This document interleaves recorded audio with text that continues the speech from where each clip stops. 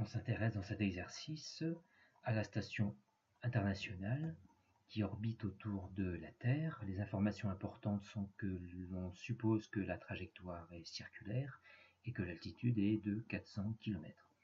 On nous demande ici de déterminer la valeur de la vitesse de la station, ce qui est une démonstration du cours, et d'en déduire le nombre de révolutions que fait la station autour de la Terre, ce qui suppose de connaître la période, là encore, une démonstration du cours. On commence par faire un schéma de la situation avec la Terre et la station. On représente également le sens du mouvement de la station sur sa trajectoire. On indique également le rayon de la trajectoire, qui est ici égal au rayon de la Terre plus l'altitude h de 400 km de la station, l'altitude étant la distance qui sépare la station de la surface terrestre. Le rayon de la trajectoire est donc grand R égale RT plus H. On représente ensuite sur le schéma la force gravitationnelle exercée par la Terre sur la station, qui est une force de direction la droite ST, dirigée vers le centre de la Terre et dont la valeur est donnée par la loi de la gravitation. On va écrire cette force vectoriellement à l'aide du repère de Fresnel que nous rajoutons sur le schéma. Le repère de Fresnel est un repère mobile parce que son origine est le point S de vecteur unitaire n, radial centripète, et le vecteur t qui est un vecteur tangent à la trajectoire dans le sens du mouvement. Et nous voyons que cette force gravitationnelle est collinaire et de même sens au vecteur n. La force gravitationnelle va s'exprimer donc uniquement selon le vecteur n. Et ici, cette force a pour expression la valeur de la force gravitationnelle, le produit des masses, masse de la Terre fois la masse de la station, divisé par le rayon de la trajectoire au carré, fois la constante de gravitation, et on rajoute le vecteur unitaire n pour indiquer la direction et le sens de la force. On applique ensuite le PFD à la station, qui est étudié dans le référentiel géocentrique considéré galiléen. Somme des forces extérieures égale la masse du satellite fois l'accélération du satellite. La somme des forces extérieures ici se résume à l'unique force gravitationnelle. Par simplification de la masse du satellite qui apparaît dans les deux termes, on en déduit l'accélération de la station.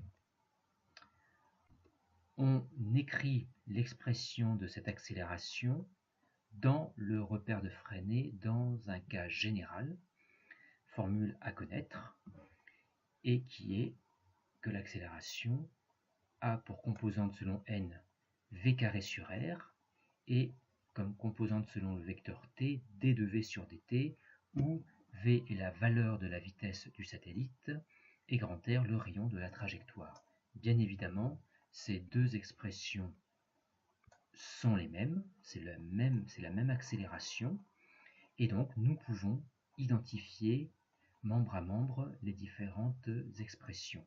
Et nous voyons ici tout de suite l'absence de composante selon t. La conséquence, c'est que la dérivée de la vitesse par rapport au temps est nulle.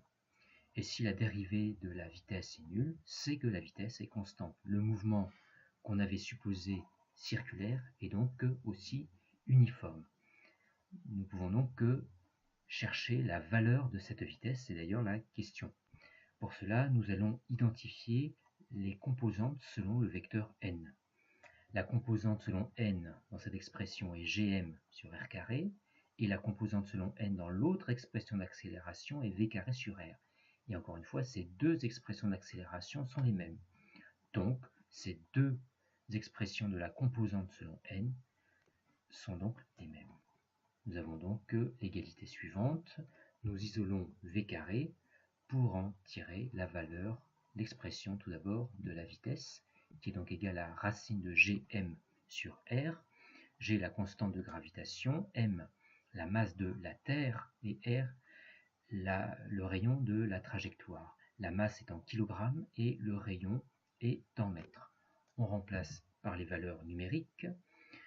Le rayon est donc la somme du rayon terrestre, c'est-à-dire 6380 km plus 400 km, ce qui fait bien 6780 km fois 10 puissance 3 pour la conversion en mètres.